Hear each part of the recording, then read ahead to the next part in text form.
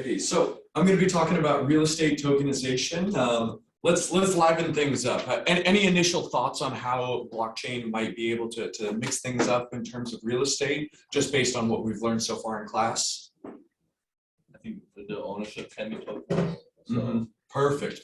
Yeah, ownership tokenization is a great way to utilize the technology. You can use smart contracts to make payments and issue those tokens. Absolutely. It also could potentially make the transfer of ownership way easier. Great. Anything else? I'd like to add on to what he said. Governments won't be able to seize your assets because it'd be on the blockchain. Nice. All right. Can you do like an investment round of tokenization? Yeah, absolutely. Investment rounds to open the field up to more and more parties. So just briefly, we're going to talk about a lot of what Deloitte has published. And they're the Center for Financial Services provided a great guide that if anyone wants the details to it, it's online. You can look it up, and it's really well done and in depth. And just to quickly define commercial real estate, they are properties used specifically for business or income generating purposes. These can be office spaces, industrial, multifamily rentals, as well as retail spaces as well that we're going to be mostly covering. So briefly, the blockchain technology benefits are real time. This means instantaneous settlement, reducing friction and risk of fraudulent transactions. They are trustless, meaning that there's no need for, eliminates the need for a trusted third party and improves transactional efficiency. The ledgers are distributed, giving a public history of all transactions through a peer-to-peer network. They're irreversible, which can mitigate double spending, fraud, and abuse, as well as being censor resistant. External influencers cannot manipulate or modify prior transactional records.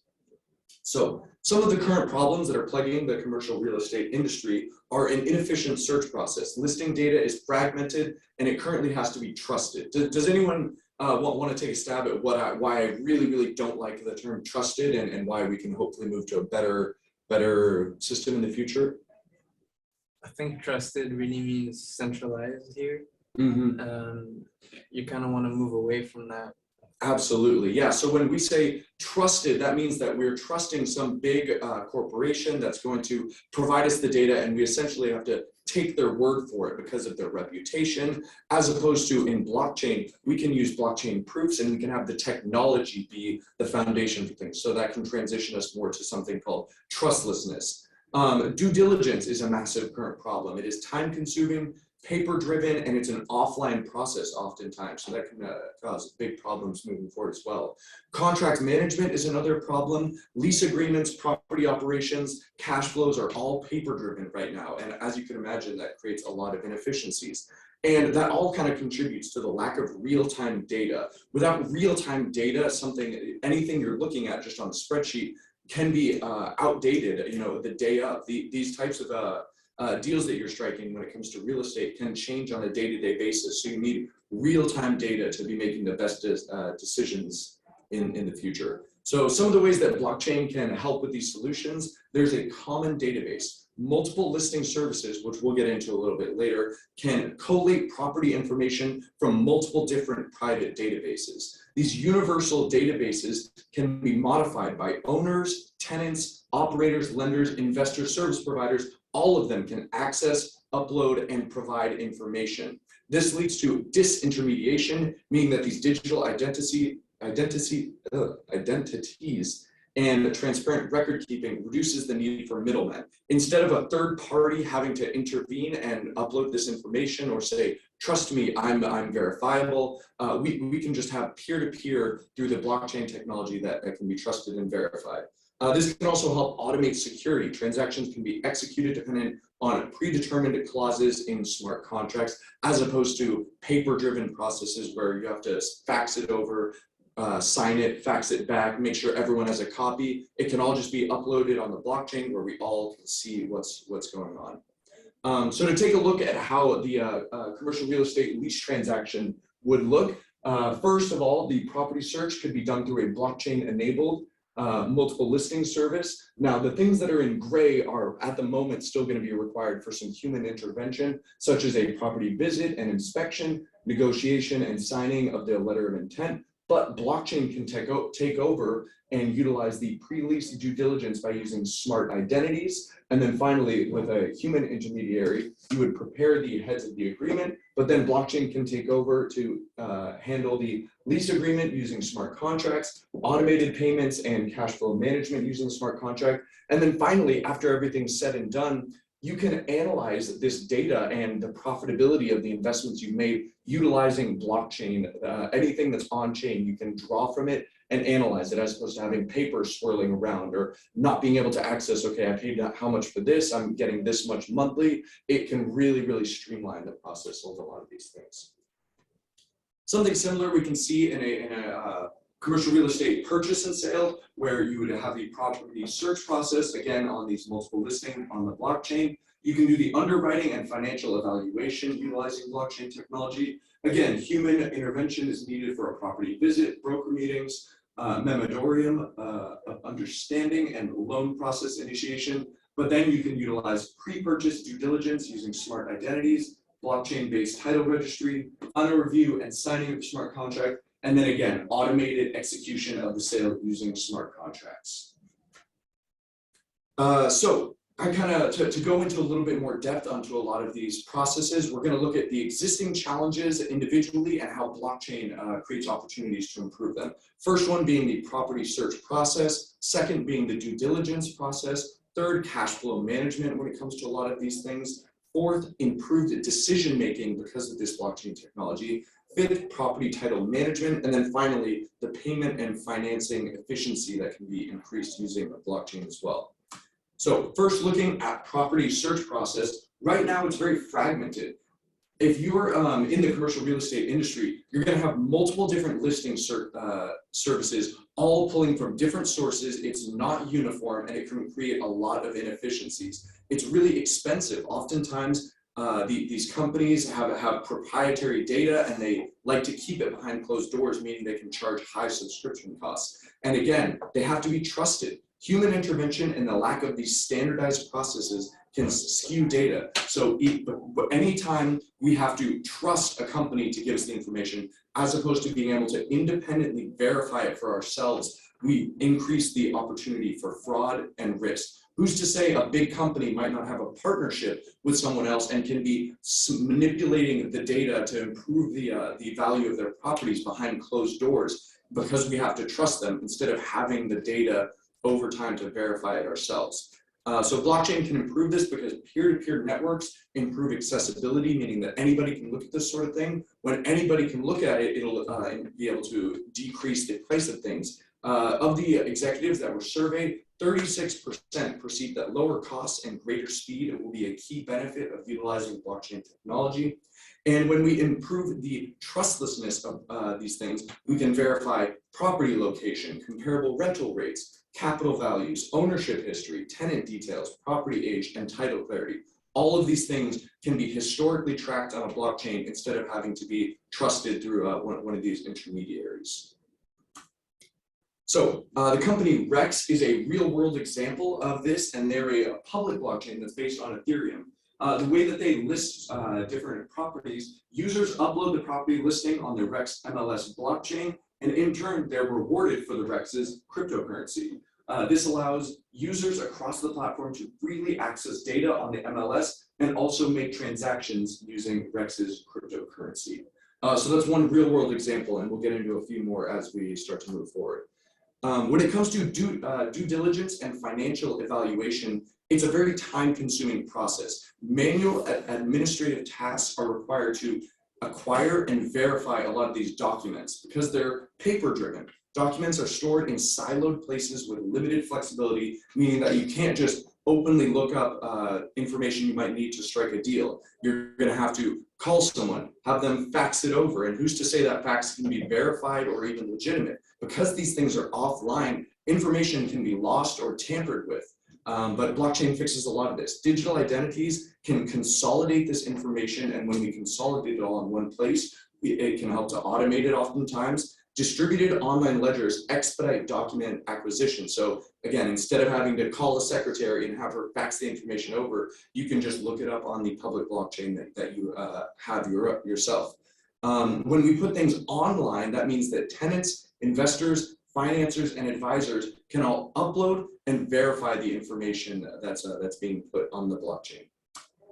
And again, we can see this in the real world using a company called Telea. They're a private blockchain, but it can be replicated onto a public one if the situation calls for it. And in this situation, the buyer and the seller log into the app. The buyers and the sellers' identities are verified using the digital ID, and the solutions can be used on mobile phones and registered without a personal identification number. So if you want to go into this yourself, but you can see that blockchain helps to automate a lot of these different processes and can help along the way. So when we get to property and cash flow management, a company called Midisium does a really, really nice job with this. So walking it through step by step, the tenant and the landlord, both parties can digitally sign the smart contract agreement, which includes details such as rental value, payment frequency, and tenant and property details. Once that's struck based on the terms of the agreement, the smart contract periodically initiates the lease payments from the tenant to the landlord and the contractors. And then once everything is finally said and done, on termination of the lease, the contract triggers the payment of security deposit back to the tenant after adjusting for any damage repair charges. A lot of you are students, and I don't know what the situation in Menlo is when it comes to things like security deposits or lease payments, but my experience going to community college in Santa Barbara, I think it took me 8 months to get the security deposit back from one of the places that I stayed at down there. And that was emailing them on a weekly basis, checking in and making sure that they were going to get back to me. They were claiming all sorts of things that I had damaged and such. So by automating a lot of this stuff and putting it on smart contracts, we can help people like you and me be able to get our money back to us, because we need a lot more than these big companies that are doing the leasing do. So when we assess all of this, it really comes down to improving the decision-making process for big companies that are trying to invest in commercial real estate. The methods of analysis that are provided when we utilize this blockchain technology are data mining, anomaly detection, cluster analysis, artificial intelligence, and pattern recognition. When you have all this information that can be put in a consistent, unifying form on a blockchain, it helps you analyze things better and make better decisions. As a takeaway from all this improved analysis, you can analyze turnover rates, rental patterns, and you can forecast future revenues better. You can identify potential tenant defaults and fraudulent activities. You can highlight non-compliant and lease contract irregularities in real time. The overall outcome of this can be timely fraud detection, real-time analysis, improved compliance and security, and you can better predict patterns in future trends, as opposed to having to manually do this sort of analysis on your own.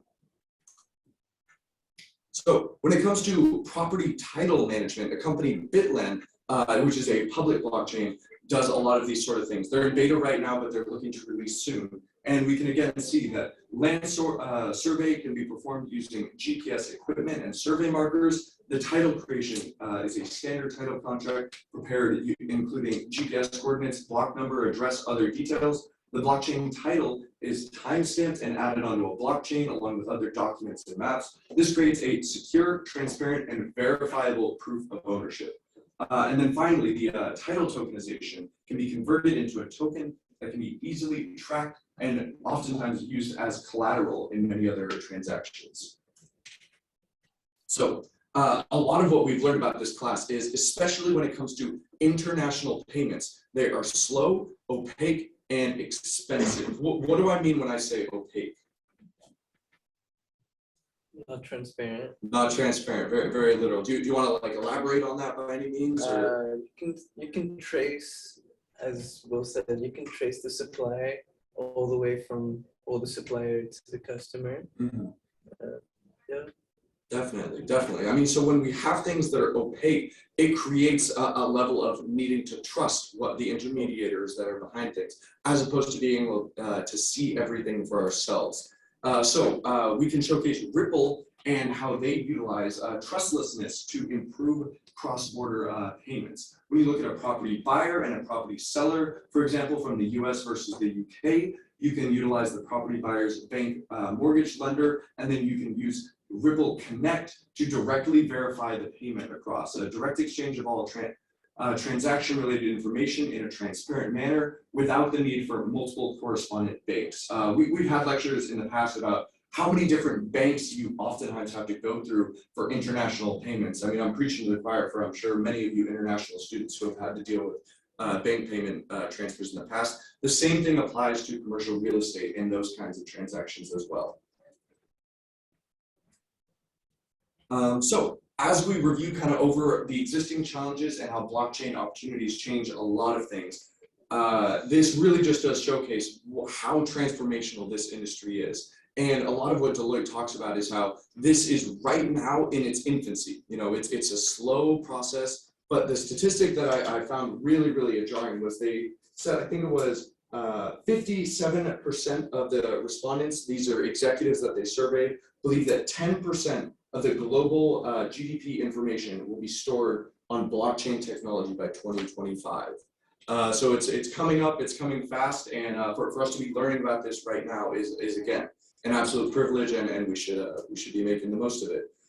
Before we get to any questions, that when I learn about a lot of this sort of stuff, it really makes me obviously this was about commercial real estate, but when we look back to domestic real estate, things that you and I can buy, the fact that we can have a better opportunity to buy into assets in the property space, you know, being able to tokenize and buy little pieces of properties throughout town, throughout Menlo, as opposed to having to be one of these big conglomerates that is seemingly buying up all the real estate opportunities. It's a win-win for both sides, because it means that for the property seller, you have more people that can sign up to buy these digital assets, you know, as opposed to bidding it off to the highest bidder. You can have a lot of different people like you and me all buying little pieces of this. So it's a win-win from both sides. Any questions on materials I've covered so far? Mehdi? I guess what you said about tokenization is basically like having a pool of income, and